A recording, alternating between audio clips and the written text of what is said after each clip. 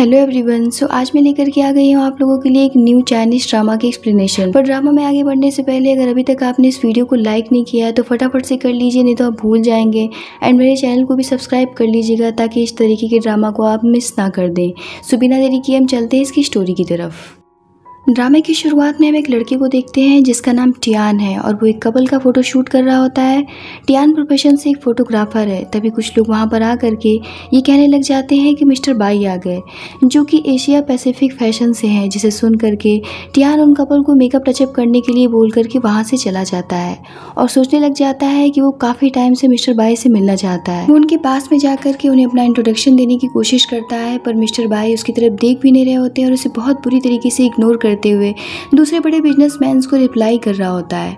पर टियान फिर से उनसे बात करने की कोशिश करता है और इस बार वो उन्हें बताता है कि वो उनके ऑफिस में अपने वर्क से रिलेटेड सारी इन्फॉर्मेशन को पोस्ट किया था, पर अब तक उसका कोई भी रिप्लाई नहीं आया है। इतना कह करके वो अपना नेम कार्ड मिस्टर बाई को देता है और कहता है कि मैं एक बहुत ही अच्छा फोटोग्राफर हूँ। पर मिस्टर बाई टियान के कार्ड को बिना देखे ही उसके कार्ड पर अपने माउस से च्युइंगम निकाल करके चिपका देता है, यानी कि सीधे शब्दों में वो उसकी इंसल्ट करता है, जिस पर टियान को बहुत ही ज़्यादा शर्मिंदगी फील होती है क्योंकि वो उसके सामने एक छोटा सा फोटोग्राफर था। तभी वहाँ पर एक लड़की की एंट्री होती है जिसका नाम शाओची है। वो एक सक्सेसफुल वुमन है और एक बहुत ही बड़ी कंपनी की CEO है, जिसे देख करके मिस्टर बाई खड़ा हो जाता है और उसका वेलकमिंग करता है। शाओची मिस्टर बाई से पूछती है कि आप कौन है, जहाँ वो कहता है कि आई नो कि आप काफ़ी ज़्यादा बिजी पर्सन है और हर किसी को याद रख पाना आपके लिए इतना भी आसान नहीं है। जिसके बाद में वो अपना इंट्रोडक्शन उन्हें देता है और अपना नाम बताता है। वो उनसे पूछता है कि क्या आप यहाँ पर इस इवेंट को अटेंड करने के लिए आई हैं, पर शाओची टियान को अपनी तरफ खींचते हुए कहती है कि मैं अपने हस्बैंड से मिलने आई हूँ। ये सुनकर के मिस्टर बाई पूरी तरीके से शॉक्ड हो जाता है कि थोड़ी देर पहले वो जिस इंसान की इतनी इंसल्ट कर रहा था वो तो मिस शाओची का हस्बैंड निकला। शाओची उसे अपना नेम कार्ड देती है लेकिन वो लेने से मना करता है, ये कहते हुए कि आपको कौन नहीं जानता है।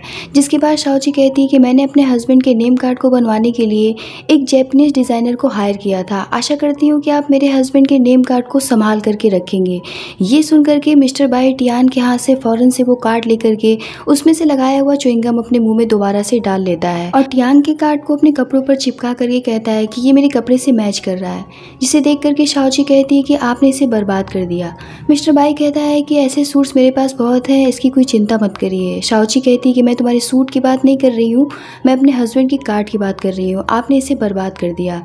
इतना कह करके वो वहाँ से टियान को लेकर के चली जाती है। जिसके बाद में ये दोनों कार में एक प्यारी सी किस को शेयर करते हैं। सीन शिफ्ट होता है डिनर टेबल पर, जहाँ शाओची अपने मदर इन लॉ का बनाया हुआ सूप पी रही होती है, जो कि टेस्ट में काफ़ी ज़्यादा खराब लग रहा होता है। उनसे पूछती है कि आखिर मेरे सूप का टेस्ट इतना ख़राब क्यों है। जिस पर टियान अपने सूप को टेस्ट करता है पर उसका सूप सही होता है। टियान कहता है कि उसकी मॉम ने उसके लिए इतने मेहनत से सूप बनाया है, उसे ऐसी बातें नहीं करनी चाहिए। लेकिन शाओची काफ़ी ज़्यादा गुस्सा करने लग जाती है तो टियान उसके सूप को टेस्ट करके देखता है, जो कि वाकई में काफ़ी ज़्यादा ख़राब लग रहा होता है। वो अपनी मॉम से पूछता है कि आखिर आपने इसमें ऐसा क्या मिलाया है जो ये इतना खराब लग रहा है। जिस पर टियान की मॉम उससे कहती है कि मैंने स्पेशली ये सब तुम्हारे लिए किया है ताकि शाओची को बेबी बॉय हो। जिसे सुन करके शाओची किचन में जाती है तो उसे एक पैकेट मिलता है। वो अपनी सासू माँ से पूछती है कि क्या आपने इसी में से मेरे सूप में कुछ मिलाया है, आखिर इसमें है क्या। जिस पर मजबूरन उन्हें बताना पड़ता है कि ये पिजन का पॉप है जो कि तुम्हें इतनी आसानी से मार्केट में नहीं मिल पाएगा। ये सब सुन करके शाओची और टियान पूरी तरीके से हैरान हो जाते हैं कि ये बेबी बॉय के लिए किसी भी हद तक जा सकती है। शाओची बहुत ही ज़्यादा गुस्सा हो जाती है और वो वहाँ से चली जाती है। यहाँ हमें पता चलता है कि शाओची प्रेग्नेंट है। दूसरे दिन वो अपने दोस्त से मिलती है जिसका नाम लिली है। लिली उससे कहती है कि इससे पहले भी तुम्हारी मदर इन लॉ ये सारी चीज़ें तुम्हें चोरी चुपके खाने में मिला करके खिला चुकी है, जिसकी वजह से तुम्हारा मिसकैरेज होते होते बचा है। अगर मैं तुम्हारी जगह होती तो मैं कब का अपने हस्बैंड को डिवोर्स दे चुकी होती। तभी टियान का कॉल आता है पर शाओची उससे इतना गुस्सा होती है कि वो उसके कॉल को रिसीव नहीं करती। लिली उससे कहती है कि तुमसे मिलने से पहले टियान के पास में कोई भी अच्छी जॉब नहीं थी, जब देखो तब वो एक कैमरा उठाता है और निकल जाता है। सिर्फ तुम उसे एक आर्टिस्ट की तरह देखती हो, पर वो तो बस छोटे छोटे कपड़े पहनने वाले फीमेल्स मॉडल्स के फोटोज़ को लेता रहता है। तुम्हें दिखता नहीं कि वो कितना भद्दा और अगली दिखता है। जिस पर शाओची शाओची कहती है कि ये उसकी जॉब है, टियान ऐसा नहीं है कि वो दूसरी लड़कियों की तरफ देखे। तभी शाओची को याद आता है कि उसने टियान के लिए लेंसेज खरीदे थे, पर रात की बहस की वजह से वो उसे देना भूल गई और आज की शूट के लिए उसके लिए लेंस बहुत ज़रूरी है। वो लिली से कहती है कि क्या वो उस तक ये लेंस को पहुंचा देगी, पर लिली साफ साफ मना कर देती है, ये कहते हुए कि वो उसे कुरियर से भेज सकती है। जिस पर शाओची कहती है कि ये लेंसेज बहुत ही ज़्यादा कॉस्टली हैं, अगर इस पर स्क्रैचेस पड़ गए तो ये बेकार हो जाएगा। लिली कहती है कि तुम अपने हस्बैंड के लिए कितना सोचती हो। वो कहती है कि ठीक है, तुम प्रेग्नेंट हो, बस इसलिए मैं इस काम के लिए तैयार हूँ। इतना कह करके वो वहाँ से टियान के पास में उस लेंस को लेकर के चली जाती है। घर पहुँचने पर वो देखती है कि टियान किसी मॉडल का फोटो शूट कर रहा है, वो भी बहुत ही अजीब तरीके से, जैसे कि वो दोनों एक दूसरे के साथ में रोमांस कर रहे हो। ये सब देख करके वो काफ़ी ज़्यादा भड़क जाती है और कहती है कि शाओची तुम्हारे लिए इतना सोचती है, वो इतने पैसे खर्च करके तुम्हारे लिए लेंस मंगवाई है और तुम यहाँ पर ये सारी चीज़ें कर रहे हो। टियान कहता है कि वो अपनी जॉब से रिलेटेड काम कर रहा था, वो लड़की बस एक मॉडल थी। लिली कहती है कि वो इस सारी चीज़ें शाओची को बता देगी जो कि उसने अभी अभी देखी है, पर टियान उसे पकड़ लेता है और कहता है कि तुम जैसा समझ रही हो वैसा कुछ भी नहीं है, ये मेरा प्रोफेशन है। पर फिर भी लिली उसकी बातों को मानने के लिए तैयार नहीं थी, तो टियान उसका गला पकड़ लेता है और कहता है कि तुम ऐसा कुछ भी नहीं करोगी। वो पूछती है कि आखिर वो औरत कौन थी और क्या तुम उसके साथ में एंजॉय कर रहे थे, जिस पर टियान कहता है कि जो एंजॉय और प्लेजर मुझे तुमसे मिलता है वो कोई और नहीं दे सकता। यहाँ हमें एज ए ऑडियंस पता चलता है कि शाओची का हस्बैंड और उसकी बेस्ट फ्रेंड का अफेयर चल रहा है और ये दोनों उसे पीठ पीछे मिल करके चीट कर रहे हैं। दूसरी तरफ हम शाओची को हॉस्पिटल में देखते हैं, क्योंकि आज उसके प्रेगनेंसी का चेकअप डे था, इसीलिए वो टियान को कॉल कर रही होती है। पर टियान तो इधर लिली के साथ में गुलछर्रे उड़ाने में बिजी होता है, इसीलिए वो उसका कॉल तक रिसीव नहीं कर रहा होता है। तभी उसी हॉस्पिटल में शाओची को उसका दोस्त मिल जाता है जिसका नाम जेंग है। वो उससे मिलते ही कहता है कि मैं तुम्हें काफ़ी टाइम के बाद देख रहा हूँ, अप्रॉक्स 10 ईयर के बाद में। वो आखिरी बार उसकी मॉम के फ्यूनरल पर मिला था। शाओची उससे पूछती है कि मैंने सुना है कि तुमने लॉयर की डिग्री पा ली है और अब तुम एक बहुत ही बड़े लॉयर बन गए हो, फिलहाल तुम इस हॉस्पिटल में क्या करने के लिए आए हो। जहाँ जेंग बताता है कि वो अपने फादर के लिए कुछ मेडिसिन लेने के लिए आया था, जिसके बाद में वो शाओची से पूछता है कि वो यहाँ पर क्या कर रही है। शाओची उससे कहती है कि वो अपनी प्रेगनेंसी चेकअप के लिए आई है। ये सुन करके जेंग कहता है कि वो इस हालत में अकेली क्यों आई है, टियांग उसके साथ में क्यों नहीं आया। ये सुन करके शाओची को बहुत अजीब लगता है और वो बात को बदलते हुए कहती है कि वो अपने काम में बिजी होगा और वैसे भी मैं एक इंडिपेंडेंट वुमेन हूँ, मुझे किसी के साथ की ज़रूरत नहीं है। जेंग कहता है कि ठीक है, पर मैं तुम्हारे साथ चलूँगा क्योंकि आज मैं कुछ टाइम के लिए फ्री हूँ। वहीं कुछ औरतों को हम देखते हैं हॉस्पिटल में जो कि इसकी मदर इन लॉ की फ्रेंड होती हैं और ये इन दोनों की साथ की फ़ोटोज़ को क्लिक कर लेती हैं, ये कहते हुए कि वो किसी ग्रुप में जा कर के इसे शेयर करेंगी। दूसरी तरफ हम टियान और लिली को देखते हैं, जहाँ लिली टियान से कहती है कि तुम इतने आलीशान घर में अकेले रहते हो और मैं किराए के अपार्टमेंट में रहती हूँ। जब भी मैं अपने घर से निकलती हूँ तो लोग मुझे घूरते हैं। जिस पर टियान उसके करीब लाते हुए कहता है कि परेशान मत हो, जल्दी ये घर तुम्हारा होगा। लिली उससे पूछती है कि आखिर वो शाओची को डिवोर्स कब दे रहा है, जिस पर टियान कहता है कि अभी मुझे और भी पैसे चाहिए शाओची से, उसके बाद ही मैं उसे डिवोर्स दूंगा। जिस पर लिली कहती है कि तुम बहुत ही इंटेलिजेंट हो। टियान कहता है कि तुम्हें क्या लगता है कि मैं उसके साथ में अपनी लाइफ को एंजॉय कर रहा हूँ, मैं उससे नफरत करता हूँ। जब भी मैं उसे देखता हूँ मुझे बहुत ही ज़्यादा गुस्सा आता है। यहाँ हमें साफ तौर पर पता चलता है कि इन दोनों की नज़र शाओची के पैसों पर है और टियान उससे बिल्कुल भी प्यार नहीं करता। नेक्स्ट सीन में हम शाओची को देखते हैं जो कि अपना चेकअप कंप्लीट करवा कर बाहर निकलती है, जहाँ जेंग उससे पूछता है कि क्या तुम अब अपने ऑफिस जाओगी। शाओची कहती है कि नहीं, वो बहुत ही ज़्यादा थक गई है, इसीलिए वो घर जाना चाहती है। रास्ते में वापस लौटते वक्त भी शाओची टियान को कंटिन्यू कॉल किए जा रही होती है, पर वो अब भी उसका कॉल रिसीव नहीं कर रहा होता है क्योंकि इधर इन दोनों का रोमांस जो चल रहा होता है। वहीं शाओची जब घर पहुँचती है तो पार्किंग एरिया में लिली की कार को देख करके थोड़ा हैरान हो जाती है। इन दोनों को बिल्कुल भी अंदाज़ा नहीं होता है कि शाओची इतनी जल्दी घर आ जाएगी। शाओची जब घर के अंदर आती है तो लिली का जैकेट देखती है तो उसे लगता है कि ये जैकेट उसने क्यों उतारा और उसे ऐसा लग रहा होता है कि उसके बेडरूम में कुछ तो चल रहा है। पर जब तक वो बेडरूम तक पहुंचती तब तक टियान और लिली वहां से निकल करके दूसरे रूम में चले जाते हैं, क्योंकि उन दोनों को पता लग गया होता है कि शाओची घर में एंट्री कर रही है। जब वो उन दोनों को देखती है तो वो दोनों उसके सामने ऐसे प्रिटेंड करते हैं कि जैसे उनके बीच में कुछ है ही नहीं। लिली जब शाओची को देखती है तो वो उससे कहती है कि वो उसके होने वाले बच्चे के लिए टॉयज लेकर के आई थी, क्योंकि उसके पास तो बिल्कुल भी टाइम नहीं है कि वो अपने बेबी के लिए प्रिपरेशन कर सके। तभी शाओची नोटिस करती है कि जब लिली अपने ऑफिस से निकली थी तो उसके हेयर्स बंधे हुए थे पर अभी ओपन है। ये देख करके उसे थोड़ा शक होता है पर वो सोचने लग जाती है कि उसे लिली के लिए इतना गलत नहीं सोचना चाहिए, शायद वो ओवरथिंक कर रही है। पर जब लिली जाने लगती है तो शाओची उसे हक करती है तो उसे लिली की बॉडी से टियान की परफ्यूम की स्मेल आती है जो कि टियान यूज़ करता है। लिली के जाने के बाद में वो टियान से पूछती है कि क्या लिली हमारे बेडरूम में गई थी। टियान कहता है कि नहीं, आखिर कोई दूसरा हमारे बेडरूम में क्यों जाएगा, तुम ऐसा क्यों सोच रही हो। जिस पर शाओची कहती है कि मैं तो बस मजाक कर रही थी, मेरे पूछने पर तुम इतना घबरा क्यों गए, क्या तुमने कुछ गलत किया है जिसके लिए तुम गिल्ट फील कर रहे हो। ये सुन करके तो टियान के होश उड़ जाते हैं। टियान पूरी तरीके से शॉक में चला जाता है कि कहीं शाओची को उसके अफेयर के बारे में पता तो नहीं चल गया। लेकिन तभी वहाँ पर टियान की मॉम आ जाती हैं और शाओची पर काफ़ी ज़्यादा भड़क जाती हैं, ये कहती हुई कि खुद तो अब दूसरे मर्दों के साथ में घूम रही है और फ्लर्ट करती फिर रही है और ऊपर से मेरे बेटे के ऊपर इल्ज़ाम लगा रही है। इसकी वजह से हमें शर्मिंदगी का सामना करना पड़ रहा है और ये जब से हमारी फैमिली में आया ये तब से हमारी फैमिली का नाम मिट्टी में मिला रही है। शाओची को समझ ही नहीं आ रहा होता है कि आखिर उसने किया क्या है।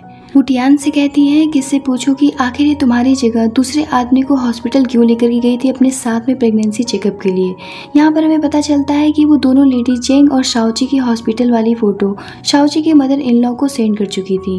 ये सब सुन करके शाओची को काफ़ी ज़्यादा गुस्सा आ रहा होता है और वो कहती है कि आप मुझसे बड़ी हैं इसलिए मैं आपकी रिस्पेक्ट कर रही हूँ, आपके साथ में इतनी पोलाइट हूँ, मेरे सब्र का इम्तिहान मत लीजिए नहीं तो इसकी जिम्मेदार आप खुद होंगी। वो टियान से इस बार कह देती है कि वो अब और उसकी मॉम के साथ में नहीं रह सकती, इसीलिए वो उन्हें वापस से उनके होम टाउन भेज दे। इतना कह करके वो वहाँ से चली जाती है। जिसके बाद शाओची टियान से कहती है कि उसने प्रॉमिस किया था कि चेकअप के टाइम वो उसके साथ रहेगा, जिसके लिए टियान उसे सॉरी कहता है और वो उससे पूछता है कि आखिर वो किसके साथ हॉस्पिटल गई थी। जहाँ शाओची उसे बताती है कि वो कोइंसिडेंटली अपने दोस्त जेंग से मिल गई थी और हॉस्पिटल में उससे बात करने लगी थी। बस इतनी सी बात का इतना बड़ा इशू तुम्हारी मॉम ने बना डाला और उन्होंने तो बिना कुछ जाने ही मेरे कैरेक्टर पर उंगली तक उठा दी। वो टियान से पूछती कि क्या वो सच में इतना बिजी था कि उसे अपनी प्रेग्नेंट वाइफ तक का ख्याल नहीं था, जिसका टियान कोई भी जवाब नहीं दे पाता और वो देता भी कैसे क्योंकि वो यहाँ पर गलत था। वो अपनी मॉम को समझाने लगता है कि ये बस एक मिसअंडरस्टैंडिंग है, पर यहाँ पर टियान की मॉम शाओची के पीछे पड़ जाती है और उसे बात सुनाने से पीछे बिल्कुल भी नहीं हट रही होती है। इन सभी चीज़ों से शाओची काफ़ी ज़्यादा फ्रस्ट्रेट हो चुकी होती है और अपनी एक नॉर्मल लाइफ तक नहीं जी पा रही थी। टियान उसे बहुत समझाने की कोशिश करता है कि उसकी मॉम बूढ़ी हो गई है इसलिए वो इस तरीके की हरकतें कर रही हैं। अगर उसने अपनी मॉम को यहाँ से होम टाउन भेज दिया तो हमारे आसपास के लोग हमारे बारे में गलत ही सोचेंगे। शाओची कहती है कि तुमने आस पड़ोस वालों से शादी की है या मुझसे। वो उसकी एक बात सुनने को तैयार नहीं थी और वो खुद उसकी मॉम के पास में जाने लगती है उनसे बात करने के लिए, पर वो बहुत ही ज़्यादा गुस्से में होती है। इसीलिए टियान उसे रोक करके कहता है कि वो खुद अपनी मॉम से इस बारे में बात करेगा। अभी ये सब चल ही रहा होता है कि शाओची को अपने बेड से लिली का हेयर रबर बैंड मिलता है, जिसे देख करके वो कंफर्म हो जाती है कि लिली उसके बेडरूम में आई थी। वो उसमें लगे हुए हेयर्स को चेक करती है जो कि कलर्ड होते हैं, जैसा कि कुछ टाइम पहले लिली ने अपने हेयर्स को कलर करवाया था। इतना सब कुछ होने के बाद में अब शाओची को रात में नींद तक नहीं आ रही होती है, ये सोच करके कि कहीं उसका शक यकीन में ना बदल जाए, क्योंकि एक एक करके उसका शक अब यकीन में बदलता जा रहा होता है। नेक्स्ट मॉर्निंग वो टियान के साथ में बहुत ही नॉर्मली पेश आती है और उसकी हर एक मूवमेंट को नोटिस कर रही होती है। जहाँ टियान लिली के साथ में हंस हंस के चैटिंग कर रहा होता है तो दूसरी तरफ लिली ऑफिस से ये कहते हुए निकल जाती है कि उसका किसी क्लाइंट के साथ में मीटिंग है। अब जैसा कि शाओची को शक हो ही गया था तो उसने लिली पर नज़र रखवाया हुआ था। जहाँ शाओची की एम्प्लॉय उसे कॉल करके बताती है कि लिली अभी अभी ऑफिस से निकली है और वो बहुत ही ज़्यादा बन संवर करके आई थी, क्योंकि लिली शाओची की कंपनी में जॉब करती थी। वहीं टियान शाओची से कहता है कि वो अपने एक फोटोग्राफर फ्रेंड से मिलने के लिए जा रहा है और वो शाओची को झूठी केयर दिखाते हुए कहता है कि डार्लिंग तुम आज घर पर ही रहना, क्योंकि तुम्हारी तबीयत कुछ ठीक नहीं लग रही, इसलिए आज तुम्हें रेस्ट करना चाहिए। जिस पर शाओची कहती है कि हाँ तुमने सही कहा, आज मैं घर पर ही रहूंगी और कहीं भी नहीं जाऊंगी, सिर्फ रेस्ट करूंगी। जिसके बाद टियान के घर से निकलते ही शाओची भी उसका पीछा करने लग जाती है। टियान एक होटल रूम में चला जाता है और शाओची भी उसका पीछा करते करते उस होटल तक पहुंच जाती है, जहां हम देखते हैं कि लिली वहां पर पहले से मौजूद होती है और टियान और लिली का यहाँ पर फिर से रोमांस स्टार्ट हो जाता है। शाओची लिफ्ट का यूज करते हुए उस फ्लोर तक पहुंच जाती है जिस फ्लोर पर टियान का रूम होता है, लेकिन उसे रूम नंबर कंफर्म नहीं हो पा रहा होता है, इसीलिए वो टियान को कॉल करती है। रिंग बजते ही शाओची उसके रिंग को सुन लेती है और ये कंफर्म कर लेती है कि टियान किस रूम में है और वो फौरन से डोर को नॉक करती है। शाओची को देख करके टियान पूरी तरीके से शॉक्ड हो जाता है और वो उससे पूछता है कि तुम्हें कैसे पता चला कि हम लोग यहाँ पर हैं। अब सच सच बताओ कि तुम यही सोच करके यहाँ पर आई थी ना कि मेरा किसी के साथ में अफेयर चल रहा है। जिस पर बेचारी शाओची उसे सॉरी कहती है, ये कहते हुए कि उसे टियान पर शक हो गया था, इसीलिए उसने उसका पीछा किया। ये सब सुन करके तो टियान की मॉम शाओची को बहुत ही ज़्यादा बात सुनाती हैं। टियान शाओची से कहता है कि तुमने ज़बरदस्ती मेरी मॉम को घर से निकाल दिया। मेरा पुराना घर कई महीनों से बंद पड़ा हुआ है और वो मकड़ी की जालों से भर चुका है और वो काफ़ी गंदा भी हो गया है। इसीलिए वो कुछ समय के लिए अपनी मॉम को यहाँ होटल रूम में लेकर के आया था, क्योंकि मेरे पास में कोई दूसरा ऑप्शन नहीं था और तुम मेरे ऊपर शक कर रही हो। ये सब सुन करके शाओची को बहुत ही ज़्यादा रिग्रेट फील होता है और वो अपनी मदर इन लॉ और साथ ही टियान से माफ़ी मांगती है। टियान कहता है कि इसमें मेरी भी गलती है, मुझे तुमसे झूठ बोल करके घर से नहीं आना चाहिए था।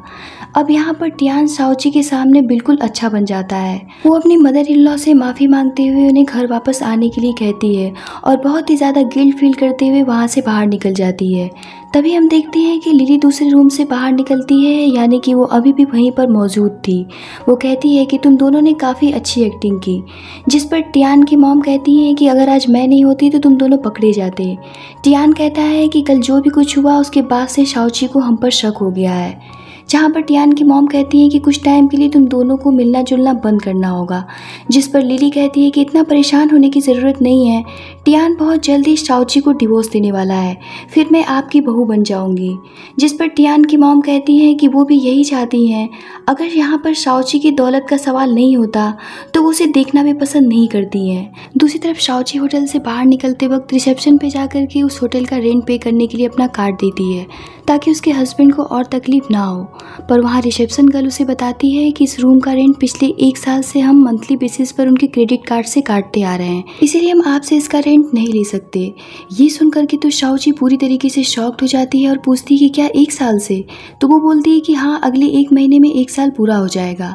ये सब सुन करके शाओची समझ ही नहीं पा रही होती कि आखिर उसके साथ में ये सब क्या हो रहा है, क्योंकि उसे शौक पे शौक मिलते ही जा रहे थे। वो होटल रूम से बाहर निकलकर अपने एम्प्लॉय को कॉल करती है और उससे कहती है कि लिली को कॉल करके ऑफिस मीटिंग के लिए वापस बुलाओ। वो जानना चाहती थी और वो देखना चाहती थी कि आखिर लिली इस होटल में है कि नहीं, इसीलिए वो बाहर अपनी कार में बैठ करके उसका इंतज़ार करने लगती है। तभी वो देखती है कि लिली टियान के साथ में होटल से बाहर निकलती है और बहुत ही मस्ती में उसका हाथ पकड़े हुए चल रही होती है। ये सब देख करके तो शाओची के ऊपर जैसे पहाड़ ही टूट पड़ता है और उसका शक सही निकल जाता है कि सब के सब एक साथ मिले हुए हैं। ऑफिस में वो लिली को ही घूरे जा रही होती है और उन सारी चीज़ों को याद कर रही होती है जो कि लिली ने उसके पीठ पीछे झूठ बोला था। एक बेस्ट फ्रेंड बन करके उसने उसका घर तबाह कर दिया, जिस पे वो सबसे ज़्यादा भरोसा करती थी और जिससे वो सबसे ज़्यादा प्यार करती थी, उसने उसे धोखा दे दिया। ये सारी बात सोच करके शाओची आउट ऑफ कंट्रोल होकर के सीजर से लिली पर अटैक कर देती है। पर फिर हम देखते हैं कि वो बस सोच रही होती है। शाओची अब पूरी तरीके से अंदर से टूट चुकी थी। वो अपने मॉम की कही बातों को याद करने लग जाती है, जहाँ उसकी मॉम उसे समझाती थी कि उसे अपने गुस्से पर काबू रखना होगा और किसी भी कठिन परिस्थिति में उसे बहुत शांत होकर के और बहुत सोच समझ करके ही कोई फैसला लेना होगा, ना कि जल्दबाजी में भावुक होकर वो किसी गलत फैसले को भविष्य में कर बैठे। उसे हमेशा अपना ध्यान रखना होगा। अभी ये सारी चीज़ें वो सोच ही रही होती है कि तभी उसके पास में टियान की कॉल आ जाती है और वो उसे लंच करने के लिए अपने साथ में बुलाता है, ये कहते हुए कि उसे शाओची से कुछ इंपॉर्टेंट बात डिस्कस करनी है। शाओची उसके बुलाने पर उस होटल में पहुंच जाती है तो टियान उसे एक आदमी से इंट्रोड्यूस करवाता है जिसका नाम डियो है और वो किसी बहुत बड़े फैशन इंडस्ट्रीज का मालिक है। ये सब सुन करके शाओची वहाँ से जाने लगती है, पर टियान उसे रोक करके लंच ज्वाइन करने के लिए कहता है, ये कहते हुए कि उसे एक चांस मिल सकता है इतने बड़े आदमी के साथ में काम करने के लिए। वो उसे बड़े बड़े सेलिब्रिटीज़ का फोटोशूट करने का मौका देगा और अच्छे खासे पैसे भी देगा। शाओची उससे कहती है कि ये तुम्हारी जॉब है, इसे तुम्हें हैंडल करना चाहिए, ना कि मुझे। टियान उसे बहुत रिक्वेस्ट करता है और ज़बरदस्ती अंदर लेकर के चला जाता है, जहाँ ना चाहते हुए भी शाओची को लंच ज्वाइन करना पड़ता है। डियो शाओची से कहता है कि आपका एक अलग ही रुतबा है, मैं हमेशा से आपकी कंपनी के साथ में काम करना चाहता था, लेकिन मुझे अभी तक मौका नहीं मिला। इतना कहते हुए वो अपना कार्ड शाओची को देता है और अजीब तरीके से उसका हाथ टच करने की कोशिश करता है, जो कि अपनी हरकतों से पूरा का पूरा ठरकी और छपरी लग रहा होता है। जहाँ टियान भी ये सब देखते हुए भी अनजान बन जाता है और शाओची को ड्रिंक ऑफर करता है। शाओची कहती है कि क्या तुम भूल गए हो कि मैं प्रेग्नेंट हूँ और मैं ड्रिंक नहीं कर सकती। उसकी इन सारी इनरिस्पॉन्सिबल हरकतों पर शाओची को बहुत ही ज्यादा गुस्सा आ रहा होता है कि कोई आदमी इतना गिरा हुआ कैसे हो सकता है। लेकिन टियान को इन सभी चीजों से कोई भी फर्क नहीं पड़ रहा होता है। वो सिर्फ अपने फायदे के लिए किसी भी हालत में शाओची को डियो के साथ में ड्रिंक करने के लिए कहता है, जिस पर वो ठरकी आदमी टियान से कहता है कि मुझे लग रहा है कि तुम्हारी वाइफ तुम्हारे साथ में ऑकवर्ड फील कर रही है। जिस पर टियान वहाँ से जानबूझ करके बाहर चला जाता है शाओची को उस आदमी के साथ अकेला छोड़ करके। उसके बाहर जाने के बाद में वो आदमी शाओची के करीब जा करके उसके साथ में बदतमीजी करने की कोशिश करता है, पर हमारी शाओची भी कहाँ कम थी। वो उसके मुंह पर ड्रिंक फेंक करके वहाँ से चली जाती है, जिसके बाद में वो आदमी टियान पर बहुत ही ज़्यादा भड़क जाता है और उसे बात सुनाता हुआ वहाँ से चला जाता है। नेक्स्ट सीन में हम देखते हैं कि शाओची अपने दोस्त जेंग से मिलती है, जहां वो उससे कहती है कि वो अपने हस्बैंड को डिवोर्स फाइल करना चाहती है। उसकी सारी बात सुनने के बाद में जेंग उससे कहता है कि लीगली तौर पर हम उसे इस बात के लिए फोर्स नहीं कर सकते कि वो तुम्हें डिवोर्स भी दे दे और सारी संपत्ति भी छोड़ दे, ये जानते हुए भी कि वो तुम्हें चीट कर रहा है और वो गलत इंसान है। जब भी तुम डिवोर्स फाइल करोगी तो कानूनी तौर पर प्रॉपर्टी का बंटवारा होगा, क्योंकि वो उसका अधिकार है और तुम उसे उसके अधिकार से वंचित नहीं कर सकती। हमें तुम्हारी शादी से पहले की प्रॉपर्टी और शादी के बाद की ज्वाइंट अकाउंट और सारे संपत्ति की पूरी जानकारी चाहिए होगी। जेंग उससे कहता है कि सबसे पहले मेरा यही सलाह है कि तुम सबसे पहले अपनी फैमिली के फाइनेंशियल स्टेटस को फिगर आउट करो, फिर हम एक एक करके सारी चीज़ों को अच्छी तरीके से समझ पाएंगे और आगे हमें क्या करना है ये डिसाइड कर पाएंगे। तुम बिल्कुल भी परेशान मत होना, मैं हमेशा तुम्हारे साथ में हूँ। जेंग के कहने पर वो अपने फैमिली लॉयर के पास में जाती है, जहां उसका फैमिली लॉयर उसको इनकम की डिटेल देते हुए बताता है कि आपकी फैमिली फंड जीरो बैलेंस हो चुकी है। ये सुन करके तो शाओची के ऊपर जैसे पहाड़ ही टूट पड़ता है। शाओची को बहुत ही बड़ा शॉक लगता है ये जान करके कि उसका फैमिली फंड जीरो हो चुका है। जिसके बाद शाओची अपने लॉयर से पूछती है कि कोई मेरे अकाउंट से मिलियन निकाल लेगा और मुझे पता तक नहीं चला, ऐसा कैसे हो गया। जहाँ लॉयर उसे बताता है कि रिकॉर्ड के अनुसार ये पूरा का पूरा अमाउंट तुम्हारे हस्बैंड टियान ने निकाला है। वो लॉयर से कहती है कि बिना हम दोनों के अप्रूवल के आपको उसे कैश विड्रॉ नहीं करने देना चाहिए था। लॉयर कहता है कि तुम दोनों के पास में पूरा राइट है इस अकाउंट को यूज करने का, इसमें मैं कुछ भी नहीं कर सकता था। यहाँ पर शाओची को पता चलता है कि टियान ने बड़ी चालाकी से थोड़ा थोड़ा करके पूरा पैसा निकाल लिया, जिसकी वजह से शाओची को नोटिफिकेशन नहीं मिला। ये सब जानने के बाद में शाओची का फ्रेंड जेंग उससे कहता है कि टियान पहले से ही सारी चीजें प्लानिंग करता आ रहा था ताकि वो तुम्हारी सारी प्रॉपर्टीज को हड़प कर सके। तो अभी शाओची को उससे तलाक लेने में जल्दीबाजी नहीं करनी चाहिए, क्या पता कि उसने और भी कुछ गड़बड़ की हो। यहाँ पर शाओची की जिंदगी टियान ने पूरी तरीके से नर्क बना दी थी, वो उसके सामने कोई भी ऑप्शन नहीं छोड़ा था। नेक्स्ट डे लिली टियान से फोन पर प्यार भरी बातें कर रही होती है कि तभी वहाँ पर शाओची आ जाती है और वो ये सारी चीज़ें जानती हुई भी कि लिली टियान से बात कर रही है, वो बहुत ही नॉर्मली रिएक्ट करती है और उससे कहती है कि तुम बहुत ही ईमानदार, एक बहुत ही अच्छी लड़की हो, इसीलिए तुम कुछ अच्छा डिजर्व करती हो, मेरे पास तुम्हारे लिए कुछ है। वो लिली से कहती है कि जैसा कि मैं प्रेग्नेंट हूँ तो मुझे जल्द ही मैटरनिटी लीव पर जाना होगा अपनी पोजीशन को छोड़कर। मैं सोच रही थी क्यों ना मैं तुम्हें अपनी पोजीशन दे दूं और तुम्हारा प्रमोशन कर दूं। ये सुन करके तो लिली के पांव जमीन पर नहीं रहते और वो उससे कहती है पर मुझसे कहीं ज्यादा हायर रैंक वाले कलीग यहाँ पर हैं जो कि तुम्हारे लीव पर जाने का इंतजार कर रहे हैं। मैं तो बस एक छोटी सी सीनियर असिस्टेंट हूँ तुम्हारी कंपनी में।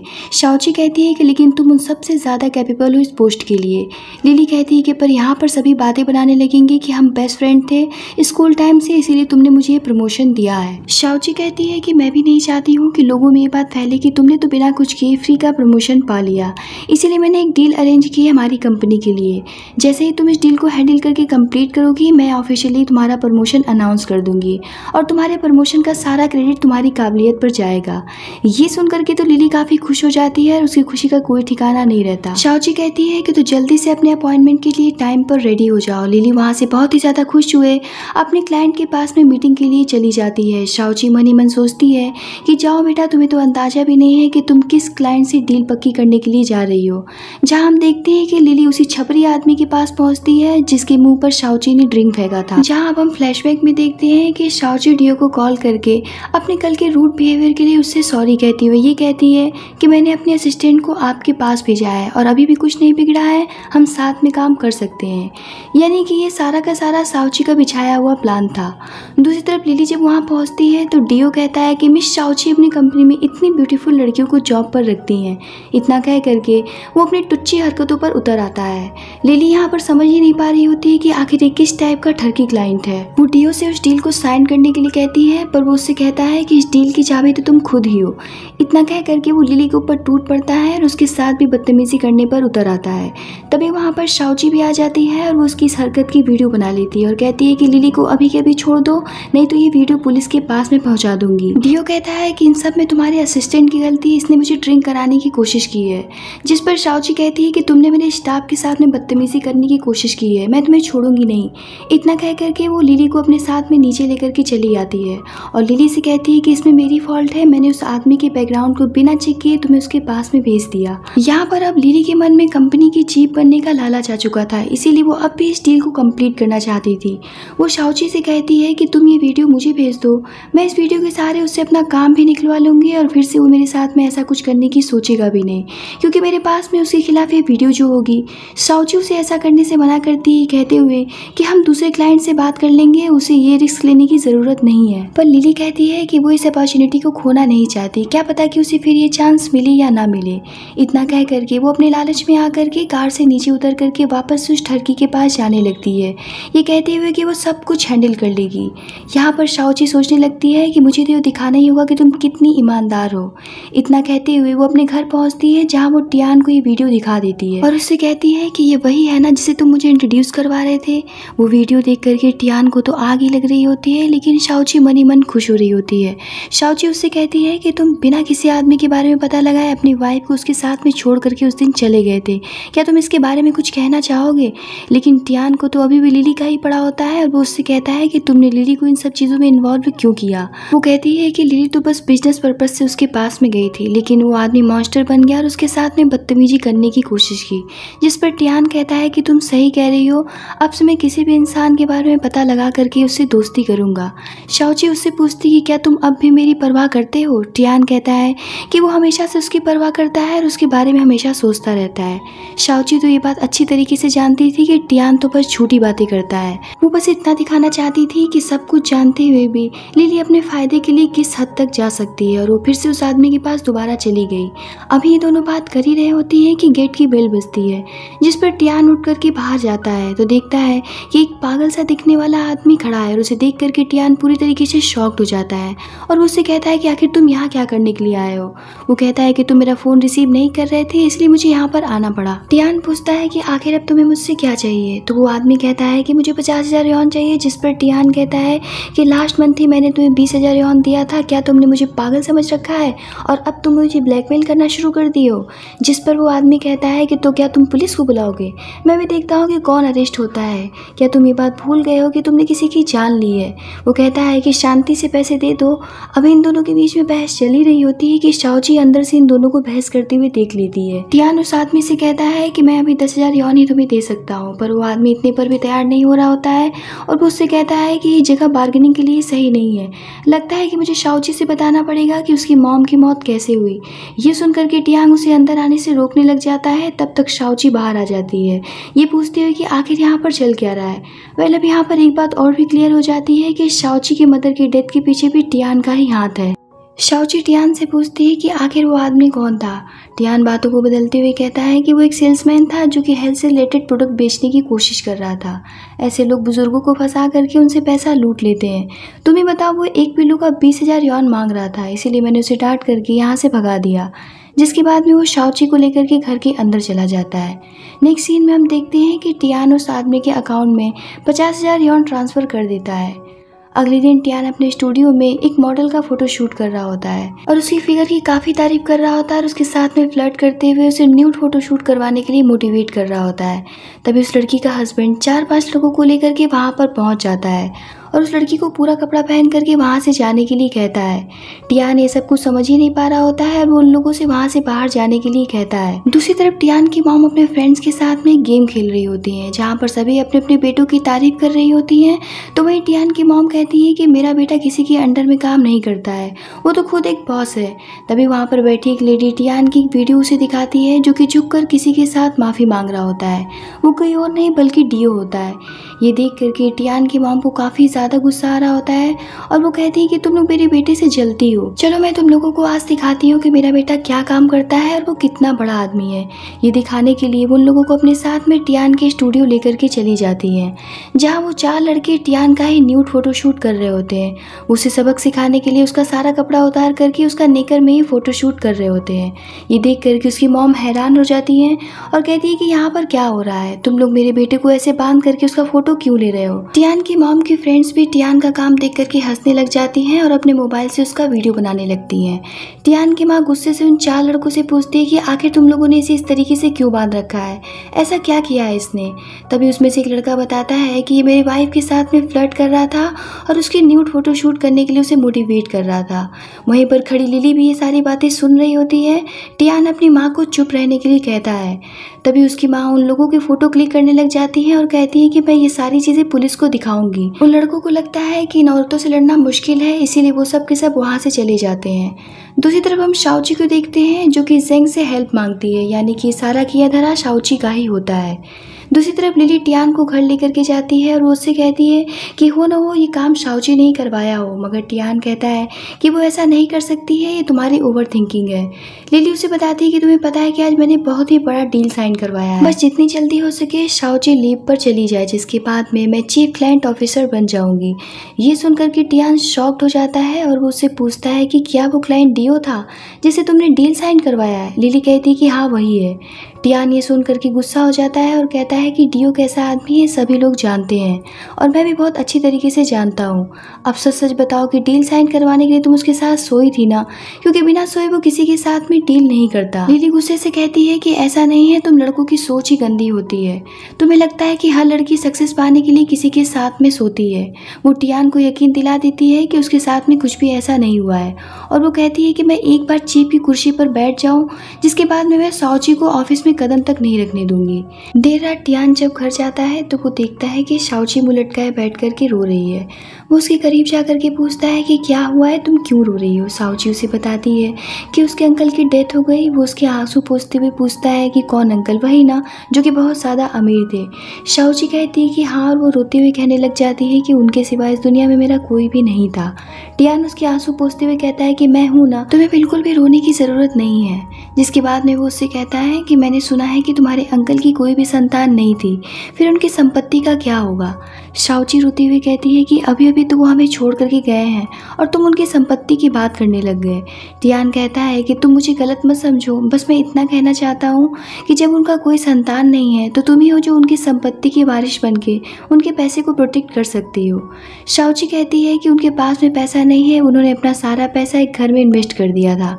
टियान कहता है कि मुझे उनकी संपत्ति से क्या लेना, मगर अब उनकी संपत्ति की कीमत 30 मिलियन यॉन है। शाओची कहती है कि वो घर अंकल ने अपने केयरटेकर को दे दिया है, अब वही वहाँ पर रहती हैं और उस घर की देखभाल भी करती हैं। ये सुन करके तो टियान के होश उड़ जाते हैं और वो कहता है कि तुम्हारे अंकल को डिमेंशिया की बीमारी थी, हो सकता है इसका फायदा उस केयरटेकर ने उठाया हो, हम लोग उसे ऐसे नहीं जाने दे सकते। टियान शाओची से कहता है कि ज़रा ठंडे दिमाग से सोचो, तुम्हारे अंकल ने 30 मिलियन एक केयरटेकर को दे दिया इतनी आसानी से। इतनी बड़ी रकम को कमाने के लिए कुछ लोगों की पूरी ज़िंदगी बीत जाती है। बहुत ज़्यादा समझाने पर शाओची उससे कहती है कि वो उनके केयर गिवर से इस बारे में बात करेगी, पर अपने अंकल के फ्यूनरल के बाद में। शाओची अपने अंकल के घर जेंग के साथ में जाती है उस केयर गिवर से बात करने के लिए, जहाँ जेंग उस केयर गिवर से कहता है कि जिस वक्त ये वसीयत लिखी गई थी उस वक्त शाओची के अंकल गंभीर रूप से डिमेंशिया की बीमारी से पीड़ित थे, इसीलिए इस आधार पर यह वसीयत मान्य नहीं है। जिस पर वो लेडी बहुत ही ज़्यादा गुस्सा हो जाती है। जेंग उसे समझाने की कोशिश करता है कि इस वसीयत पे सिर्फ शाओची का ही अधिकार है, लेकिन वो लेडी कहती है कि तुम एक लॉयर हो, तुमसे बहस करना बेकार है। जेंग कहता है कि आप परेशान मत होइए, हम यहाँ पर आपकी मदद करने के लिए आए हैं। क्या आप जानती हैं कि इस मेंशन का पूरा टैक्स कितना है? जिसे सुन करके वो लेडी शॉक्ड हो जाती है और पूछती है कि कैसा टैक्स और कितना टैक्स। शाओची कहती है कि इस मेंशन का टैक्स बहुत ही ज़्यादा है, जिसे आप कभी भी अफोर्ड नहीं कर पाएंगी, इसीलिए आपको कितने पैसे चाहिए इस घर को मुझे देने के लिए। ये सारी बातें वो टियान से भी बताती है। टियान पूछता है कि उसने कितने पैसे मांगे। शाओची कहती है कि बहुत ही कम, सिर्फ 5 मिलियन। ये सुन करके तो टियांग बहुत ही ज़्यादा खुश हो जाता है, ये सोच करके कि 30 मिलियन का घर उसे 5 मिलियन में ही मिल रहा है। पर यहाँ पर बात आकर के फंस जाती है जब शाओची जानबूझ करके उससे कहती है कि अब मुझे अपने फैमिली फंड से 5 मिलियन निकालना होगा, ये जानते हुए भी कि टियान ने उसमें से सारे पैसे साफ कर दिए हैं। ये सुन करके तो टियान काफ़ी ज़्यादा हड़बड़ा जाता है और परेशान हो जाता है कि शाओची अपने फैमिली फंड से 4 मिलियन निकालने वाली है। टियान शाओची से कहता है पर वो तो हमारा रिजर्व फंड है, उससे पैसे निकालने की क्या ज़रूरत है। शाओची कहती है कि रिजर्व फंड ही हमारी इमरजेंसी में काम आता है, आखिर इतने बड़े चांस को हम अपने हाथ से कैसे जाने दे सकते हैं। इतना कह करके वो वकील को कॉल कर देती है, जिस पर टियान को ना चाहते हुए भी शाओची को कॉल करने से रोकना पड़ता है और मजबूरन ये कबूल करना पड़ता है कि उसी ने शाओची के फैमिली फंड से 4 मिलियन निकाले थे। शाओची उससे पूछती है पर तुमने ऐसा क्यों किया और मुझे इस बारे में पता क्यों नहीं चला, जिस पर टियान उससे कहता है कि वो उस पर ट्रस्ट करे, उसने वो पैसे बेकार के इन्वेस्ट नहीं किए हैं, उसने एक एक पैसा अपने स्टूडियो और अपने बिजनेस को इम्प्रूव करने में यूज़ किया है ताकि वो और भी ज़्यादा प्रॉफिट कमा सके। शाओची उससे कहती है कि अगर तुमने अपने बिजनेस के लिए वो सारे पैसे निकाल भी लिए थे तो मुझे एक बार बता तो देते, मैंने कभी भी मना नहीं किया था तुम्हें किसी भी चीज़ के लिए, मैंने हमेशा तुम्हारा साथ दिया है। जिस पर टियान उसे इन सभी बातों को समझने के लिए थैंक यू बोलता है, लेकिन शाओची तो अच्छी तरीके से समझ रही थी कि वो कितना बड़ा लालची इंसान है। वो टियान से कहती है कि फिर तो तुम्हारे पास में 4 मिलियन हैं ही, बस हमें 1 मिलियन की और ज़रूरत है, और जो हमारे पास में पैसे हैं वो तो बैंक में इन्वेस्ट है, उसे हम समय से पहले नहीं निकाल सकते। तो बस एक ही ऑप्शन बचता है, क्यों ना तुम अपने कैमरास और लेंसेज को बेच दो, क्योंकि हमने उस पर बहुत सारे पैसे इन्वेस्ट कर रखे हैं। ये सुन करके टियान उसे साफ मना कर देता है, ये कहते हुए कि मैं उससे पैसे अर्न करता हूँ। जिस पर शाओची कहती है कि क्या सच में तुम्हें इतनी बड़ी अपॉर्चुनिटी को खोना चाहते हो, इतने बड़े घर को अपने हाथ से जाने दोगे। ये सुन करके टियान सोच में पड़ जाता है और उसे लालच घेर लेता है और वो शाओची से पूछता है कि तुम्हारे समझ से वो प्रॉपर्टीज़ किसके नाम होनी चाहिए। और सीन शिफ्ट हो जाता है टियान की मॉम पर, जो कि कह रही होती है कि क्या सच में वो प्रॉपर्टी तुम मेरे नाम करने वाली हो, कहीं बाद में ऐसा ना हो कि तुम्हें अफसोस हो और तुम मुझे घर से निकाल दो। शाओची कहती है कि उसने खुद टियान से ये बात डिस्कस की है, वो प्रॉपर्टी आपके ही नाम पर हम लेंगे और किसी और के नाम पर नहीं लेंगे। टियान की मॉम कहती हैं कि क्या सच में उस घर की मार्केट वैल्यू बहुत ज़्यादा है, जिस पर टियान कहता है कि सच में इतनी बड़ी अपॉर्चुनिटी हमें कभी भी नहीं मिल सकती थी। वो कहता है कि हमें अपने पुराना घर बेचना होगा, तभी हम इस अमाउंट को कंप्लीट करके अपना घर खरीद पाएंगे। यहाँ पर अब टियान की मॉम भी लालच से भर जाती हैं और वो अपने पुराने घर को सेल करने के लिए तैयार हो जाती हैं। तभी शाओची को वोमिटिंग आने लगती है और वो वॉशरूम की तरफ भागती है और वहाँ जाकर के वो सोचने लग जाती है कि वो उस केयर टेकर को समझा रही होती है कि इस घर के साथ में बहुत सारे गैर कानूनी इशूज़ हैं, इस घर पर बहुत सारे कर्ज हैं जिसकी वजह से इसे कई बार गिरवी रखा जा चुका है। जो भी इस घर का मालिक होगा उसे इस घर का पूरा कर्जा चुकाना पड़ेगा, क्योंकि ये गैर कानूनी संपत्ति है। ये सुन करके वो औरत पूरी तरीके से शॉक्ड हो जाती है और कहती है कि मैं समझ नहीं पाई थी, इसके पहले ही कोर्ट से कुछ स्टाफ आए थे जो कि मुझे इस बारे में कुछ समझा रहे थे, पर मैं पढ़ी लिखी नहीं हूँ इसलिए मैं उनकी बातों को समझ नहीं पाई। शाओची कहती है कि मैं ये बात अच्छी तरीके से जानती हूँ कि इस वसीयत के साथ में आप लोगों ने छेड़छाड़ किया है, जिसकी वजह से आप लोग परेशानी में आ गए हैं, इसीलिए मैं जो कह रही हूँ उसे ध्यान से सुनिए, उसे मानने की कोशिश करिए। ये सुन करके वो लेडी काफ़ी ज़्यादा घबरा जाती है और कहती है कि मुझे ये घर नहीं चाहिए। शाओची कहती है कि मैं अब भी आपकी हेल्प करना चाहती हूँ, क्योंकि मैं जानती हूँ कि आपकी फैमिली कंडीशन सही नहीं है, इसीलिए मैं इस घर के बिकने के बाद में आपको 5 लाख यौन दूंगी। वेल यहाँ पर एक बात समझ में अब आ जाती है कि शाओची अपने दिमाग का यूज़ करते हुए टियान से अपने सारे पैसे निकलवा लेती है और उस केयर टेकर की भी हेल्प कर देती है। दूसरे दिन शाओची ऑफिस में लिली का प्रमोशन अनाउंस कर ही रही होती है कि तभी वहाँ पर कंपनी के प्रेसिडेंट अपनी टीम के साथ में आ जाती हैं। प्रेसिडेंट कहती हैं कि डीओ की कंपनी के साथ में डील किसने साइन करवाया, जहां लिली कहती है कि मैंने साइन करवाया है। ये सुनते ही प्रेसिडेंट लिली को बिना देरी किए उसे जॉब से निकाल देती है। लिली समझ ही नहीं पा रही होती है कि उसके साथ में हो क्या रहा है और वो कहती है कि मेरी गलती क्या है, मैंने तो अपनी कंपनी के लिए एक बड़ा डील साइन करवाया है और मुझे इस जॉब से निकाला जा रहा है। प्रेसिडेंट कहती है कि तुम्हें अब तक नहीं पता कि तुमने क्या गलती की है। प्रेसिडेंट साउची से कहती है कि तुमने अपने स्टाफ को सही ट्रेनिंग तक नहीं दी है कि किसके साथ में डील करना है और किसके साथ में नहीं। साउची इस बात के लिए प्रेसिडेंट को सॉरी बोलते हुए अपनी गलती को एक्सेप्ट करती है। प्रेसिडेंट साउची से कहती है कि जितना जल्दी हो सके डीओ की कंपनी के साथ में इस डील को खत्म करो, और इतना कह करके वो लोग वहाँ से चले जाते हैं। जिसके बाद लिली साउची से पूछती है कि तुमने मेरे साथ में ऐसा क्यों किया, तुम्हें सब कुछ पता होते हुए भी तुमने मुझे इस डील के लिए भेजा।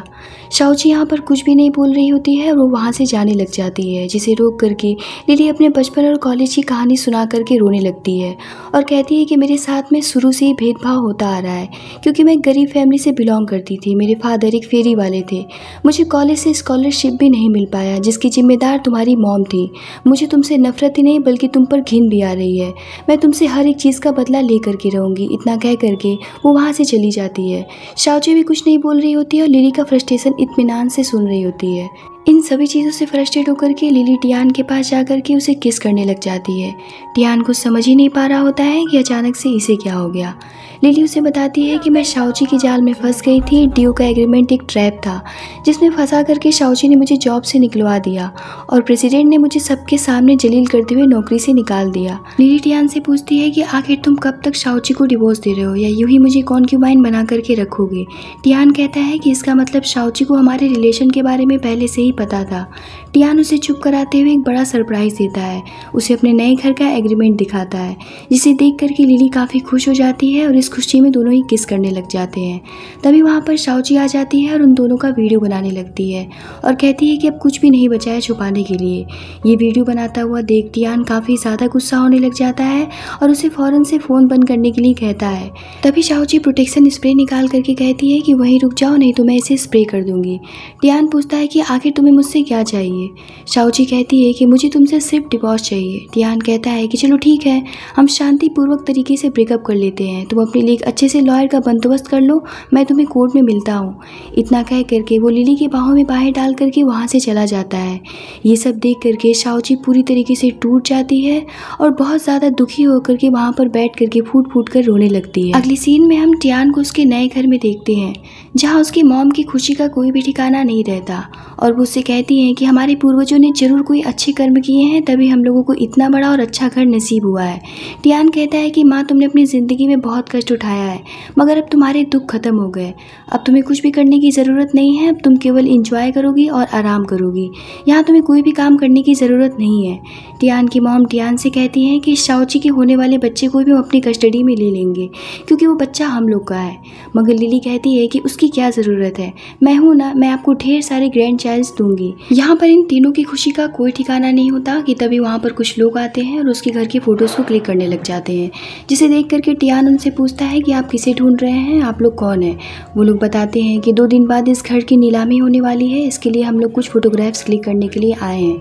टियान को कुछ समझ ही नहीं आ रहा होता है और वो कहता है कि हम लोगों ने इस घर को ख़रीदा है। वो लोग कहते हैं कि अभी तो इस घर की नीलामी शुरू नहीं हुई है, आपने किससे ये घर को ख़रीद लिया।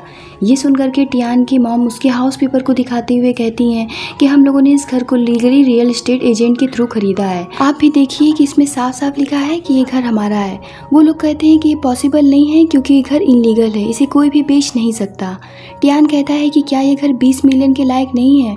वो लोग कहते हैं यहाँ पैसे की बात नहीं है, जो भी इस घर का मालिक होगा उसे इस घर का सबसे पहले कर्ज उतारना होगा, क्योंकि इस घर पर बहुत सारे लोगों का कर्ज है और कर्ज लगभग 20 मिलियन यॉन है।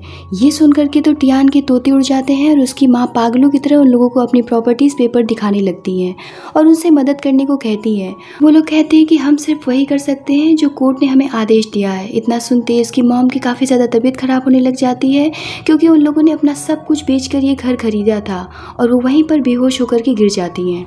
दूसरी तरफ साउची टेक केयर लेडी को 5 लाख यॉन देती है। वो लेडी साउची को थैंक्स कहते हुए कहती है कि मैं पढ़ी लिखी नहीं हूँ और मुझे इस घर के बारे में कोई भी जानकारी नहीं थी।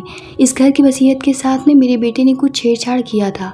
अगर आप लोग नहीं होते तो मेरा पूरा परिवार इस लफड़े में फंस गया होता। शाओची कहती है कि अब इन पैसों को अपने गैम्बलर बेटे से बचा करके रखना और अपने होम टाउन जा करके अपने लिए छोटा सा घर बनाकर कोई छोटा मोटा बिजनेस कर लेना। तभी वहाँ पर टियान आ जाता है और कहता है कि तुम लोगों ने मुझे बर्बाद कर दिया इतनी बड़ी ट्रैप में फंसाकर। वो शाओची पर चिल्लाते हुए अपने पैसे मांगने लग जाता है और रोते हुए शाओची से कहता है कि तुम कितनी हार्टलेस हो गई हो, तुमने मुझसे एक एक करके सारे पैसे छीन लिए। शाओची गुस्से से कहती है कि मैं हार्टलेस हूँ? अगर मैं हार्टलेस हूँ तो फिर ये घर किसने बनवाया, तुम्हारा स्टूडियो किसने बनवाया, तुम्हें ये सब कुछ किसने दिया जो कि तुम कभी डिजर्व ही नहीं करते थे। बदले में तुमने मुझे क्या दिया? धोखा। मेरे साथ की सारी सेविंग को धीरे धीरे साफ कर दिया। अब तुम बताओ कौन चीटर है और कौन हार्टलेस। ये सुन करके टियान और भी ज़्यादा रोने लग जाता है और कहता है कि मेरी माँ अभी हॉस्पिटल में है और मेरे पास पैसे नहीं है कि मैं उनका हॉस्पिटल बिल भर सकूं। मैंने अपना सारा पैसा उस घर में इन्वेस्ट कर दिया था। यहाँ पर टियान इमोशनल गेम खेल जाता है और शाओची का हाथ पकड़ के कहने लगता है हम लोग अभी भी पति पत्नी हैं, हम लोगों का भी डिवोर्स नहीं हुआ है। और वो उससे हेल्प करने की रिक्वेस्ट करता है। यहाँ तक कि वो ये भी उसे याद दिलाता है कि याद करो कि जब तुम्हारी मॉम हॉस्पिटल में थी तो मैंने उनकी कितनी केयर की थी, क्या वो सब तुम भूल गई हो? शाओची सोचने लग जाती है और कहानी यहाँ पर फ्लैशबैक में जाती है जहाँ हम शाओची की मॉम को देखते हैं जो कि काफ़ी सीरियस कंडीशन में हॉस्पिटल में एडमिट है। वो शाओची से कह रही हैं कि जल्दी से कोई अच्छा सा लड़का ढूंढ करके शादी कर लो ताकि उनके जाने के बाद में शाओची अकेलापन फील ना कर सके। थोड़ी ही देर बाद लिली शाओची को टियान से मिलवाती है। लिली और टियान का प्लान ही यही था, शाओची को फंसाकर उसके पैसे और प्रॉपर्टीज़ को लूटना। दोनों शुरू से ही मिले हुए थे। टियान शाओची से मिलने के बाद में उसकी बहुत केयर करने लग जाता है जिसे देख करके शाओची भी इम्प्रेस होने लगती है। उधर शाओची की मॉम की कंडीशन दिन पे दिन खराब होती जा रही थी और वो कहती है कि मैं चाहती हूँ कि तुम्हारी शादी मेरी जीते जिंदगी हो जाती तो कितना अच्छा होता। और इसी मौके का फायदा उठाकर टियान शाओची को शादी के लिए प्रपोज कर देता है। शाओची को भी टियान पसंद आने लगा था और उसकी मॉम को भी उसकी शादी देखनी थी, जिसके लिए शाओची टियान से शादी कर लेती है। शाओची जब भी ऑफिस में रहती थी तब टियान उसकी मॉम का बहुत ख्याल रखता था। अब कहानी प्रेजेंट में आती है और शाओची टियान की मॉम से मिलने के लिए हॉस्पिटल जाती है, जहां बाहर से वो देखती है कि लिली ऑलरेडी टियान की मॉम के पास में बैठी हुई है, इसीलिए वो अंदर नहीं जाती। टियान कहता है कि वो तो बस उसकी मॉम की हेल्प कर रही थी। शाओची कहती है कि तुम्हें सफाई देने की कोई ज़रूरत नहीं है, वैसे भी हम लोगों का डिवोर्स होने वाला है तो अंदर कौन है मुझे इस बात से कोई फ़र्क नहीं पड़ता। और वो टियान से कहती है कि मैं हॉस्पिटल का टोटल बिल पे कर देती हूँ, जिसके बाद वो हॉस्पिटल का बिल पे करती है और उसे रिसिप्ट देते हुए ये कहती है कि मैंने सिर्फ तुम्हारी हेल्प इसलिए की क्योंकि तुमने मेरे लिए किया था, अब से मेरे पास में मदद के लिए कभी भी मत आना। और वो वहाँ से जाने लगती है और जाते जाते कहती है कि ये मत भूल जाना कि डिवोर्स के लिए परसों तुम्हें कोर्ट में आना है। दूसरी तरफ लिली टियान को पट्टी पढ़ा रही होती है और कहती है कि जब तक पैसे ना मिल जाए तब तक उसे डिवोर्स मत देना और किसी भी तरीके से डिवोर्स को टालने की कोशिश करना। टियान कहता है कि तुम ठीक कह रही हो, जब तक डिवोर्स नहीं हो जाता है तब तक उसका घर भी मेरा ही है, तो क्यों ना हम उसके घर में ही जा कर के रहेंगे और देखते हैं कि वो क्या कर लेती है। इतना कह करके वो बाहर निकलने के लिए मुड़ता है, तभी गेट पर वो पागल आदमी हंसता हुआ दिखाया जाता है, जिसे देख करके टियान के होश उड़ जाते हैं क्योंकि वो इससे पैसे मांगने के लिए आया होता है। उसे लेकर के टियान हॉस्पिटल के बाहर जाता है और समझाता है कि मेरे पास में पैसे नहीं है, यहाँ तक कि मेरे पास हॉस्पिटल का बिल भरने तक का पैसा नहीं है। शाओची भी हॉस्पिटल के बाहर ही होती है और टियान को उस आदमी के साथ में बात करते हुए देख लेती है।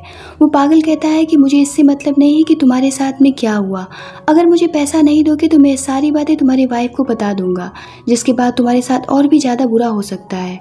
और वो वहाँ से जाने लगता है। टियान उसे जाने से रोकता है और पैसे देने के लिए उससे 2 दिन की मोहलत मांगता है, जिसके बाद में वो वहाँ से चला जाता है। उस पागल आदमी को देख करके शाओची को याद आता है कि ये पागल आदमी तो वही वार्ड बॉय है जो इसकी माँ की बीमारी के समय हॉस्पिटल में था और उस समय ये भी इसके शादी के फेवर में अच्छी अच्छी बातें कर रहा था। ये देख करके शाओची पूरी तरीके से शॉक्ड हो जाती है। अब हम देखते हैं शाओची के फ्लैशबैक में जा करके कि उसकी मॉम की अचानक से डेथ हो जाती है।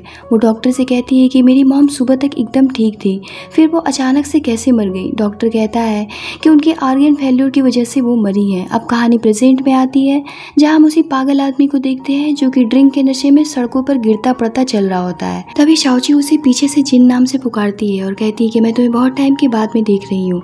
वो आदमी कहता है कि लगता है कि तुम्हें कोई गलत फहमी हुई है, मैं जिन नहीं हूँ। शाओची कहती है कि तुम मेरे मॉम की मौत के इकलौते गवाह हो। मुझे अच्छी तरीके से याद है कि तुमने हॉस्पिटल में एक पेशेंट को मोलेस्ट किया था, जिसकी वजह से तुम्हें वहाँ से डिसमिस कर दिया गया। ये कुछ ही समय पहले की बात है, लेकिन तुम बहुत ज़्यादा बदल गए हो। वो उससे पूछती है कि जहाँ तक मैं जानती हूँ कि तुम टियान को पर्सनली नहीं जानते थे, सिर्फ तुमने उसे हॉस्पिटल में मेरी मॉम की केयर करते हुए देखा था। फिर तुम कल टियान के साथ में हॉस्पिटल में किस बात पर बहस कर रहे थे। वो कहता है कि मेरा उससे कोई लेना देना नहीं है, मैं तो सिर्फ तुम्हारी मॉम की वजह से उसे जानता हूँ। जिस पर शाओची जिन से पूछती है कि मेरी मॉम की डेथ नेचुरल तरीके से नहीं हुई थी ना, राइट। वो कहता है कि तुम इतनी जल्दी किसी बात को कैसे डिसाइड कर सकती हो, मुझे नहीं पता है कि तुम क्या बात कर रही हो। शाओची कहती है कि वहाँ सिर्फ तुम ही थे जब मेरी मॉम की डेथ हुई थी। उस वार्ड में लिली और टियान भी पहले से ही मौजूद थे, जबकि मेरी मॉम बिल्कुल ठीक थी। तुमने मुझे बताया था कि मेरी मॉम की मौत उनके ऑर्गन फेल्योर की वजह से हुई है।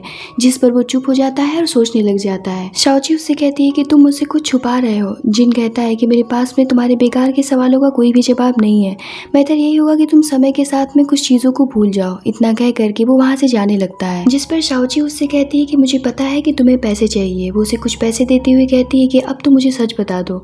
जिस पर जिन कहता है कि इससे ज्यादा पैसे तो तुम्हारे हस्बैंड मुझे ऑफर कर देता है। शाओची उससे पूछती है कि आखिर तुम्हें कितने पैसे चाहिए। जिन कहता है कि मुझे 5 लाख यॉन चाहिए। शाओची कहती कि ठीक है, मैं तुम्हें 5 लाख दूंगी, फिर तो तुम मुझे सच बताओगे ना, मैं कल पैसे तुम्हें दे दूंगी। जिन उसे कल सुबह 9 बजे मिलने का टाइम देता है। ये सभी चीजें सुनने के बाद में अब शाओची पूरी तरीके से कंफर्म हो जाती है कि उसके साथ में ये सारी चीजें प्लान के मुताबिक की गई थी और वो इन सभी चीजों को कभी समझ ही नहीं पाई। नेक्स्ट मॉर्निंग शाओची जिन से मिलने के लिए एक रेस्टोरेंट में जाती है, जहाँ वो बैठ करके जिन का वेट करने लगती है। पर वो देखती है कि वहाँ जिन की जगह टियान पहुंच जाता है, जिसे देख करके शाओची शॉक्ड हो जाती है और वो उसके पास में आकर के कहता है कि क्या इत्तेफाक है, तुम तो मुझे यहाँ पर मिल गई। शाओची कहती है कि तुम्हें कैसे पता चला कि मैं यहाँ पर हूँ। टियान कहता है कि मैं तो यहाँ पर बस ब्रेकफास्ट करने के लिए आया था। शाओची कहती है कि तुम इतनी जल्दी कब से ब्रेकफास्ट करने लग गए। टियान कहता है कि तुम इतनी परेशान क्यों हो गई हो, क्या मेरी जगह तुम किसी और को एक्सपेक्ट कर रही थी। देखो तुम मेरी वाइफ हो तो मुझे इस बात की हमेशा फिक्र रहती है कि तुम मेरे पीठ पीछे आखिर क्या क्या कर रही हो। शाओची कहती है कि क्या तुम इस लायक हो जो ये बात कह सको।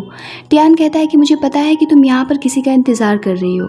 शाओची शॉक्ड हो जाती है कि कहीं इसे इस बात का पता तो नहीं चल गया। वो कहता है कि तुम अपने न्यू बॉयफ्रेंड का इंतजार कर रही हो ना, ये तो सही नहीं है। अभी हमारा डिवोर्स भी नहीं हुआ है और तुमने न्यू लवर ढूंढ लिया। शाओची कहती है कि मुझे ये बात पहले क्यों नहीं समझ आई कि तुम इतनी घटिया और बदतमीज किस्म के इंसान हो। टियान कहता है कि सच सच बता दो कि तुम्हारा न्यू बॉयफ्रेंड कौन है। ये सब सुन करके शाओची बहुत ही ज्यादा गुस्सा हो जाती है और वहाँ से जाने लगती है। लेकिन टियान उसका हाथ पकड़ लेता है और कहता है कि ऐसे तुम कैसे जा सकती हो, जिसका तुम इंतजार कर रही थी वो तो आया ही नहीं। शाओची कहती है कि मुझे जाने दो वरना मैं मदद के लिए चिल्लाऊंगी। जिस पर टियान कहता है कि क्या तुम ये जानना पसंद नहीं करोगे कि आखिर जिन के साथ में क्या हुआ। ये सुन करके तो शाओची पूरी तरीके से शॉक में चली जाती है और वो उससे कहती है कि तुम क्या बोल रहे हो, मुझे कुछ समझ में नहीं आ रहा है। टियान कहता है कि तुमने वो सब कुछ मुझसे ले लिया जो हमारे पास में था। मैंने अपना स्टूडियो खो दिया, यहाँ तक कि तुमने मेरी मॉम से उनका घर तक छीन लिया। अब मेरे पास में कुछ भी नहीं बचा है खोने के लिए। शाओची कहती है कि इसकी जिम्मेदार भी तुम खुद हो। टियान कहता है कि मेरी समझ से तुम्हें वो बातें जानने की कोशिश नहीं करनी चाहिए जो कि तुम्हें कभी पता ही नहीं चलनी चाहिए थी। इतने सालों में तुम मुझे समझ नहीं पाए कि मैं किसी भी हद तक जा सकता हूँ अपने फायदे के लिए। अब बस तुम देखती जाओ। उसी समय रेस्टोरेंट में 2 लड़कियां आपस में बात कर रही होती हैं कि क्या तुमने न्यूज़ देखा, एक होमलेस आदमी जो कि बहुत ही ज़्यादा ड्रंक था, उसकी डेड बॉडी नदी से मिली है। ये सुनते ही शाओची उनका मोबाइल छीन करके देखती है जिसमें जिन होता है, यानी कि जिन की मौत हो गई है। ये देख करके शाओची पूरी तरीके से सदमे में चली जाती है और टियान डेविल की तरह स्माइल करते हुए कहता है कि बेबी लगता है कि जिन आज के बाद में तुम्हें कभी भी नहीं दिखाई देगा। ये सुन करके शाओची बहुत ही ज़्यादा डर जाती है और अब उसे टियान से भी डर लगने लग जाता है। शाओची जब अपने घर जाती है तो देखती है कि उसका पूरा का पूरा घर बिखरा पड़ा है। डाइनिंग टेबल से लेकर के बेडरूम तक सब कुछ बिखरा होता है, जिसे देख करके उसका खून ही खोल रहा होता है। तभी उसे अपनी माँ की कही बात याद आने लगती है कि जब भी कोई प्रॉब्लम आए तो जल्दीबाजी में कोई गलत कदम नहीं उठाना चाहिए, बल्कि ठंडे दिमाग से उसका सोल्यूशन निकालना चाहिए। जिसके बाद में शाओची अपने लॉयर फ्रेंड जेंग के पास जाती है और उससे बताती है कि जिन भी मारा गया, जो कि उसकी मॉम के मर्डर का इकलौता गवाह था। शाओची सबूत जुटाने के लिए जेंग से मदद मांगती है और वो उसे एक वॉइस रिकॉर्डर दे करके अपने घर टियान के पास भेजती है। जेंग शाओची के घर जाता है तो वो देखता है कि टियान और लिली अपने रोमांस में बिजी हैं, जिसे देख करके टियान पूछता है कि आखिर तुम यहाँ पर क्या लेने आए हो। जेंग कहता है कि मुझे शाओची ने भेजा है, मुझे उसका कुछ सामान यहाँ से ले जाना है। ये सुन करके टियान कहता है कि फिर शाओची क्यों नहीं आई। जेंग कहता है क्योंकि वो तुम्हारे जैसे घटिया इंसान को देख देखना नहीं चाहती थी, इसलिए उसने मुझे भेजा है। ये सुन करके तो टियान को काफ़ी ज़्यादा गुस्सा आ जाता है और वो ज़ेंग को मारने के लिए हाथ उठा देता है। ज़ेंग कहता है कि शायद तुम ये बात भूल गए हो कि मैं एक लॉयर हूँ और मैं तुम पर मुकदमा करके कोर्ट में ये बात साबित कर दूंगा कि तुम एक भिखारी टाइप के बदतमीज इंसान हो। ये सुन करके टियान पीछे हट जाता है और कहता है कि शाओची को तो मैंने छोड़ दिया है, तुम चाहो तो उसे रख सकते हो, और हाँ, उसके पेट में जो मेरा बच्चा है उसे मेरी तरफ से गिफ्ट समझ कर रख लेना, क्योंकि ये तुमसे तो होगा नहीं। ये सुन करके तो ज़ेंग को भी काफ़ी ज़्यादा गुस्सा आ जाता है और वो टियान को काफ़ी ज़्यादा बात सुनाता है और कहता है कि तुम एक हत्यारे हो, तुमने शाओची के मॉम का मर्डर किया है। मरने से पहले जिन ने मुझे सब कुछ बता दिया था, जिसका रिकॉर्डिंग मेरे पास है, जिसे मैं पुलिस को देने जा रहा हूँ। दरअसल में ज़ेंग उसे प्रोवोक करने की कोशिश करता है ताकि वो सच बोल दे और उसकी सारी स्टेटमेंट रिकॉर्ड हो जाए, मगर टियान इस बात पे कोई भी रिस्पॉन्स नहीं देता। यहाँ हो रही सारी बातों को शाओची भी ईयरफोन में सुन रही होती है। ज़ेंग उसे बहुत प्रोवोक करने की कोशिश करता है और कहता है कि मुझे पैसों की ज़रूरत है, इसीलिए मैं तुम्हारे पास में आया हूँ। तुम लोग चाहो तो ज़ेंग की रिकॉर्डिंग मैं तुम्हें दे सकता हूँ, बताओ क्या तुम लोग खरीदोगे? मगर टियान अभी भी उसकी बातों का कोई जवाब नहीं देता और हंसते हुए कहता है कि तुम क्या कह रहे हो, मुझे कुछ समझ में नहीं आ रहा है। ज़ेंग को काफ़ी ज़्यादा गुस्सा आ रहा होता है और वो कहता है कि तुमने लिली जैसे कॉन्क्यूबाइन के लिए शाओची को छोड़ दिया। अब ये सुन करके तो लिली गुस्से से लाल हो जाती है और उसे एक थप्पड़ मारते हुए कहती है कि मैं कॉन्क्यूबाइन नहीं हूँ, बल्कि शाओची को टियान ने कॉन्क्यूबाइन बना करके रखा था।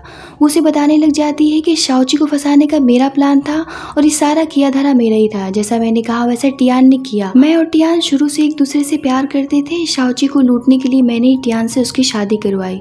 और ये सारी बातें शाओची भी सुन रही होती है, जिसे सुन करके वो बहुत ज़्यादा रोने लग जाती है।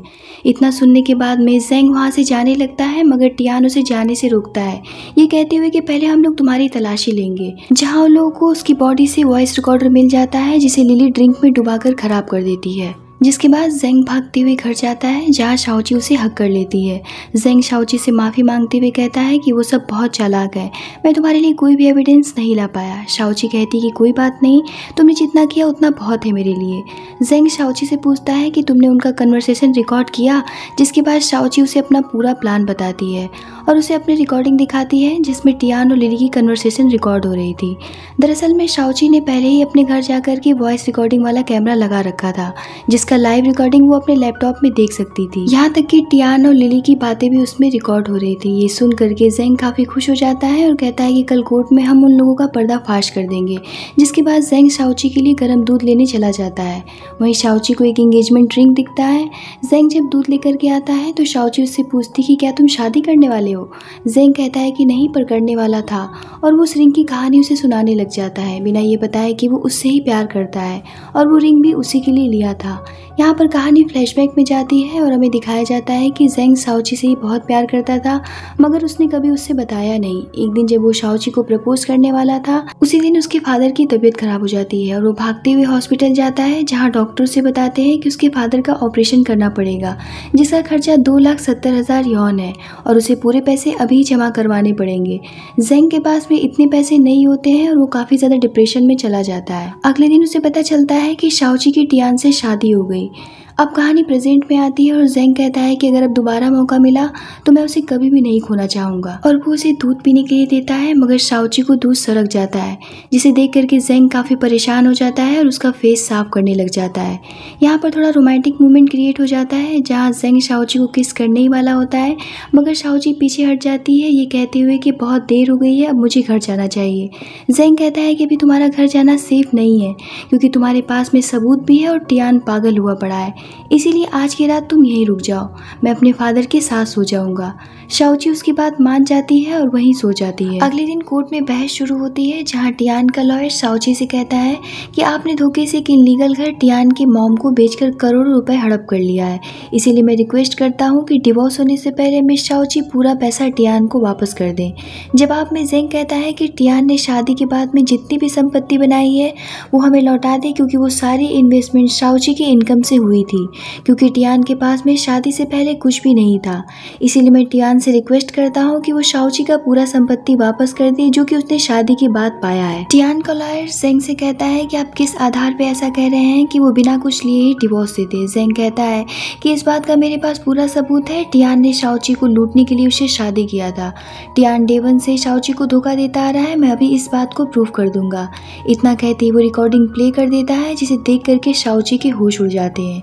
क्योंकि जेंग ने भी अब उसे धोखा दे दिया था। जेंग भी टियान के साथ में मिला हुआ था और स्क्रीन टीवी पर लिली और टियान की जगह शाओची और जेंग का रोमांस प्ले हो रहा था। ये देख करके शाओची रोने लग जाती है और कहानी फ्लैशबैक में जाती है। दरअसल जब टियान की माँ हॉस्पिटल में एडमिट थी और टियान शाओची से मदद मांगने गया था, उसी समय वो जेंग को थ्रेट करते हुए कहता है कि तुम ये मत भूल जाना कि शाओची की माँ के मर्डर में तुम भी हिस्सेदार थे, इसीलिए अब से तुम वही करोगे जो मैं कहूँगा, वरना मैं तो मरूंगा, साथ में तुम भी नहीं बचोगे।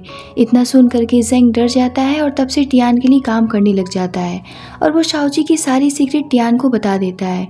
टियान के कहने पर ही जेंग शाओची के दूध में नींद की दवा मिलाकर उसके साथ में अपनी फेक वीडियो बना लेता है और यहाँ पर वही वीडियो प्ले कर देता है। ये देख करके टियान लॉयर के सामने गुस्सा हो जाता है और शाओची पर चिल्लाते हुए लॉयर से कहता है कि इसने मुझे धोखा दिया है, इसलिए गिल्ड पार्टी हुई, इसलिए अब संपत्ति का कोई भी बंटवारा नहीं होगा। टियान का लॉयर समझ ही नहीं पा रहा होता है कि आखिर यहाँ चल क्या रहा है।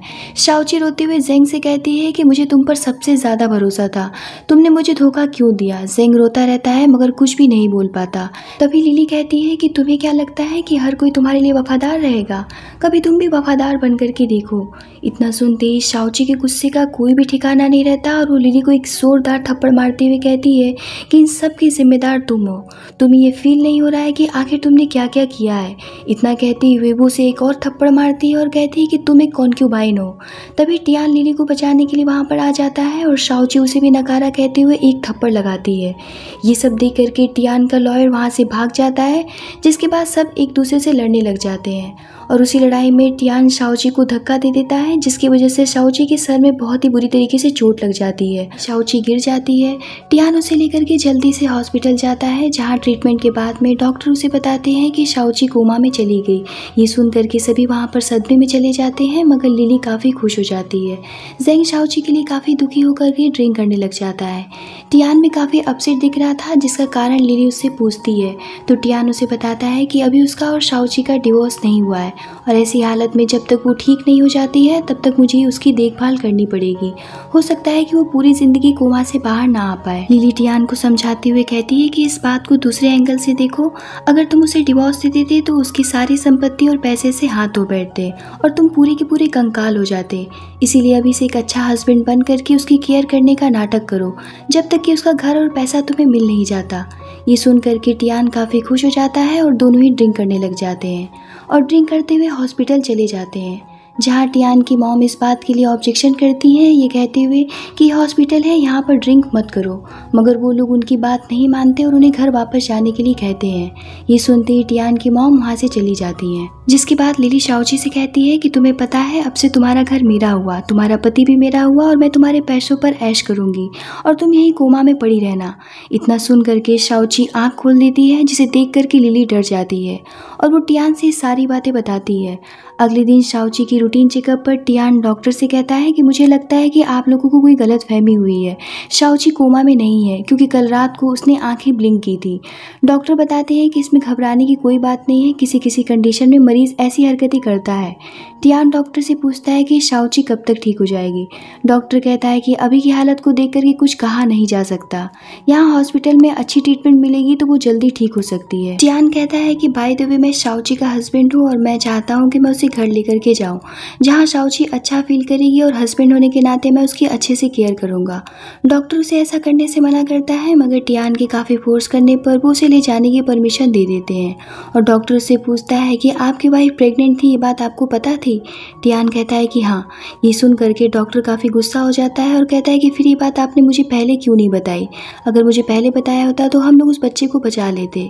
अब आपकी वाइफ का मिसकैरेज हो चुका है। डॉक्टर के जाने के बाद में लिली टियान से कहती है कि बहुत अच्छी एक्टिंग कर रहे थे या फिर सच में बच्चे के मर जाने का दुख है।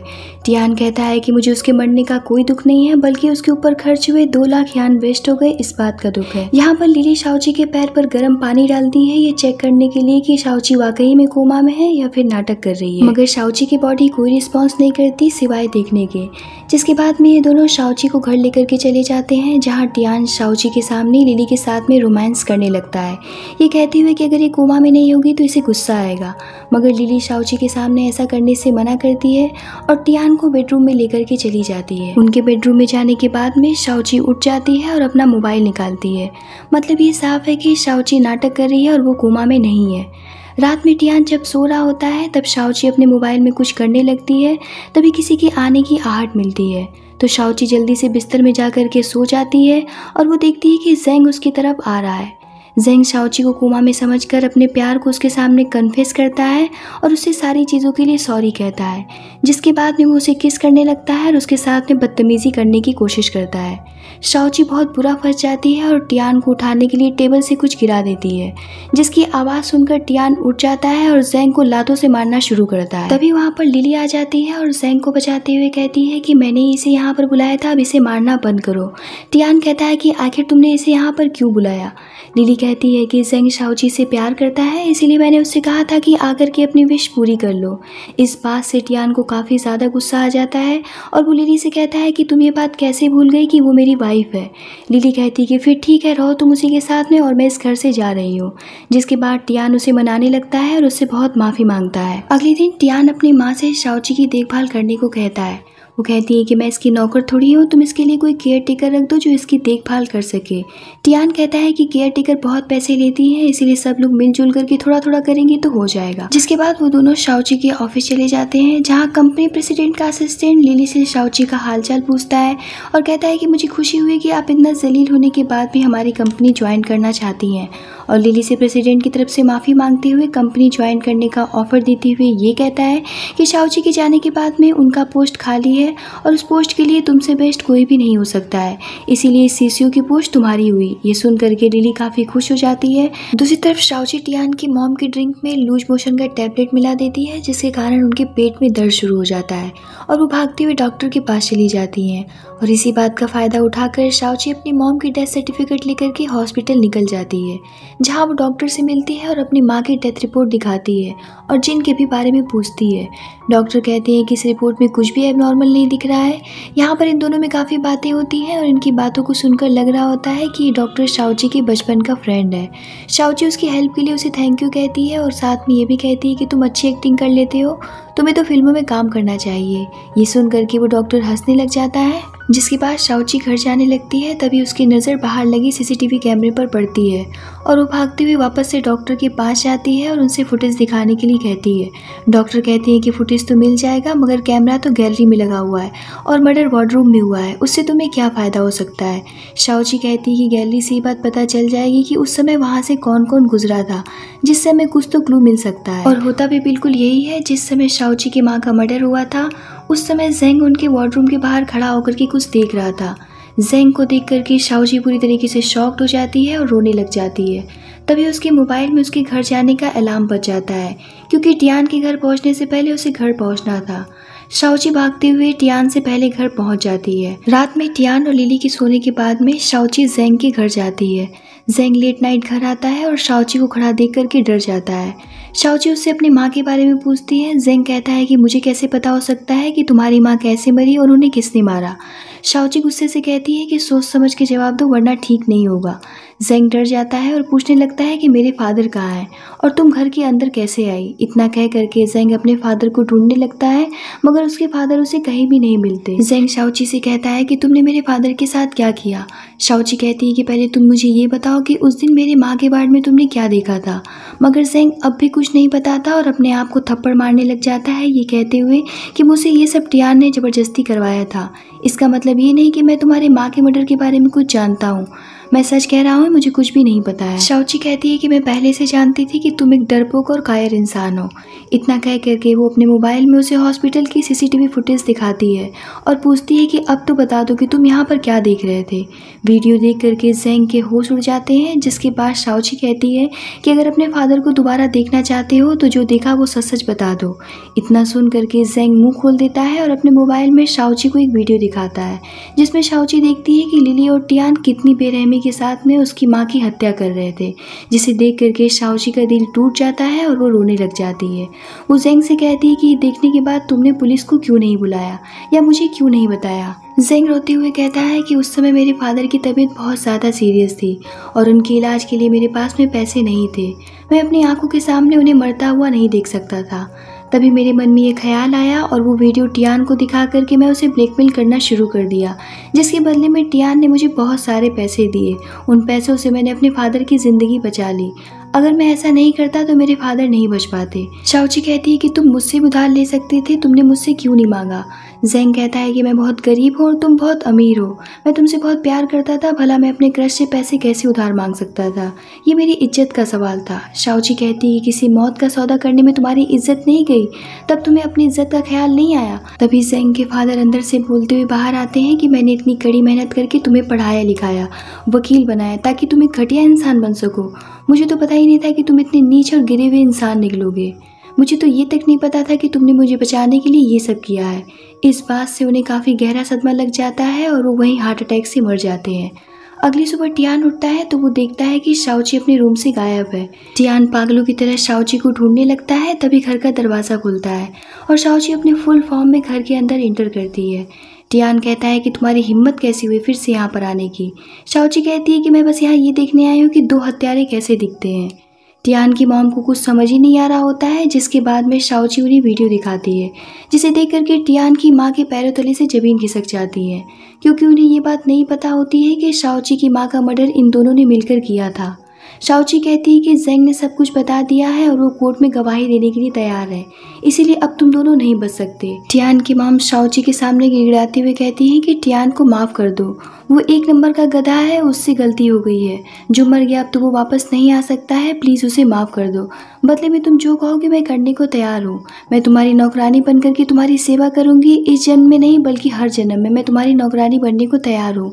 और वो टियान से भी शाओची के सामने घुटनों पर खड़ा होकर के माफ़ी मांगने के लिए कहती हैं। टियान घुटनों पर बैठ जाता है। टियान की माँ कहती है कि इसने कुछ भी नहीं किया है, जो भी हुआ है वो सब उस चुड़ैल लिली ने किया है। शाओची टियान से पूछती है कि तुम मुझे बस इतना बता दो कि आखिर तुम लोगों ने मेरी मॉम को क्यों मारा। टियान की माँ लिली की तरफ इशारा करती है और यहाँ पर कहानी फ्लैशबैक में जाती है, जहाँ टियान शाओची की माँ के पास बैठ करके उनकी देखभाल कर रहा था। तभी वहाँ पर लिली आ जाती है और उसकी गोद में बैठ करके उसे किस करने लगती है। टियान उसे ऐसा करने से रोकता है क्योंकि शाओची की माँ उन्हें देख रही थी। लिली कहती है कि देखने दो, उसे अभी बहुत कुछ देखना बाकी है, वैसे भी वो देख सकती है, कुछ बोल नहीं सकती। जिसके बाद लिली उन्हें थ्रेट करते हुए कहती है कि तुम्हें याद है ना, तुम्हारी वजह से मुझे कॉलेज में स्कॉलरशिप नहीं मिला था। तभी वहाँ शाओची आ जाती है और वो सभी केयरिंग होने की एक्टिंग करने लग जाते हैं, मगर उसकी मॉम बहुत ज़्यादा परेशान दिख रही होती है। इसीलिए शाओची अपनी मॉम से पूछती है कि क्या तुम्हें कोई प्रॉब्लम है इन लोगों से, क्या मैं यहाँ पर रुक जाऊँ। मगर वो कुछ भी बता नहीं पा रही थी। लिली शाओची को रिलैक्स करती है और उसे ऑफिस जाने के लिए फोर्स करने लग जाती है। शाओची अपनी मॉम को छोड़कर जाना तो नहीं चाहती थी। तभी वहाँ पे वो पागल जिन आ जाता है और सबको वहाँ से बाहर जाने के लिए कहता है, ये कहते हुए कि पेशेंट की हालत ख़राब है, आप लोग यहाँ पर भीड़ मत लगाइए। जिसके बाद लिली शाओची को ऑफिस भेज देती है और टियान के साथ मिल करके शाओची की मॉम का गला दबा करके उनका मर्डर कर देती है। अब कहानी प्रेजेंट में आती है, जहाँ टियान की माँ शाओची से कहती है कि लिली सबसे घटिया और गिरी हुई लड़की है, ये सारा प्लानिंग उसी का था, उसने ही टियान को फंसाया है। मैं शुरू से इससे दूर रहने के लिए कहती थी, लेकिन ये मेरी बात नहीं मानता था। शाओची टियान से कहती है कि मैं तुम्हें एक मौका दे रही हूँ, अगर तुम ये कह दो कि ये मर्डर सिर्फ लिली ने किया था, लिली ने तुम्हें अपने प्यार की जाल में फंसाया था और अब तुम्हारा उसके साथ में कोई भी रिश्ता नहीं है। अगर तुम ये सब बोल करके माफ़ी मांग लेते हो तब मैं तुम्हें और तुम्हारी मॉम को छोड़ दूंगी। ये सुन करके टियान एक ही बात बार बार कहता है कि ये सारे काम लिली ने किया है और मेरा उसके साथ में कोई भी संबंध नहीं है। ये सब सुन करके लिली रोने लग जाती है और कहती है कि मुझे पहले से ही पता था कि अगर कुछ भी गड़बड़ होगा तो तुम मुझे नहीं बचाओगे। तुम्हें एक मर्द होने के नाते मेरा साथ देना चाहिए था। तुमने तो पहले से ही घुटने टेक दिए और सारा इल्ज़ाम मेरे सर पर डाल दिया। अगर मैं ना होती तो तुम और तुम्हारी माँ उसी सड़े खंडहर घर में पड़े होते। ये सुनकर के तो टियान की मॉम को काफ़ी ज़्यादा गुस्सा आ जाता है और वो कहती है कि तुम तो जैसे महारानी थी, खुद भी एक भिखारी थी जिसके पास में रहने तक का घर नहीं था। शहर में रहने के लिए तुमने टियान को फंसाया और मेरे घर में आकर के रहने लगी। ये सुन करके लिली उन्हें एक ज़ोरदार थप्पड़ मारती है, जिसे देख करके टियान उठ करके लिली का गला दबा देता है, ये कहते हुए कि तुम्हारी हिम्मत भी कैसे हुई मेरी मॉम को मारने की। तभी लिली को पीछे स्लैब पर चाकू मिल जाता है और वो बिना सोचे समझे टियान के पेट में उसे मार देती है। जिसे बचाने के लिए टियान की माँ जाती है, लिली उन्हें भी चाकू मार देती है और वो वहीं पर गिरकर मर जाती है। टियान पेट पकड़कर बैठ जाता है, जिसके बाद में लिली पागलों की तरह हंसने लगती है और वो दूसरा बार उसके दिल पर चाकू से कर देती है। टियान मरते मरते भी लिली को सॉरी कहता है और वहीं पर दम तोड़ देता है। ये सारी चीज़ें शाओची वहीं खड़ी देख रही होती है, जहाँ टियान और उसकी माँ दोनों ही मारे जाते हैं और शाओची वहाँ से चली जाती है, जिसके बाद में ज़ेंग को 10 साल की सज़ा होती है और लिली को उम्र कैद। और इसी के साथ में इस ड्रामे की यहीं पर एंडिंग होती है। कर्मा हमेशा लौटता है।